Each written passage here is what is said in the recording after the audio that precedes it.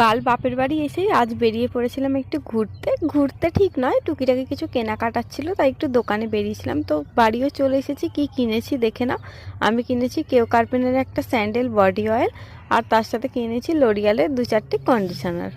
তো এসে খিদে পেয়ে গেছিলো, তাই ফার্স্টেই 1 কাপ কফি বানিয়ে দুটো বিস্কিট দিয়ে খেয়ে নিলাম। আর তারপর বাবা এনেছিল স্যান্ডউইচ আর ডিমের চপ। তো ফার্স্টে আমি খাচ্ছি স্যান্ডউইচটা, আর লাস্টে খাবো ডিমের চপটা, কারণ আমি ভালো জিনিসটা একটু পরেই খাই, আর ডিমের চপ আমার খুবই ভালো লাগে।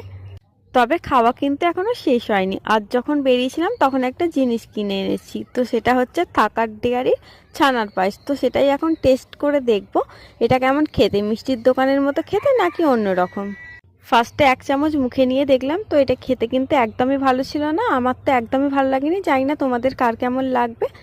আজ রাতে মা আমার পছন্দের ধোঁকার ডালনা রান্না করেছিল, প্রায় 1 বছর পরে খেলাম, আর শেষ পাতে ছিল মিষ্টি। তো চলো আজকের মিনি ব্লগ এই পর্যন্তই, টাটা।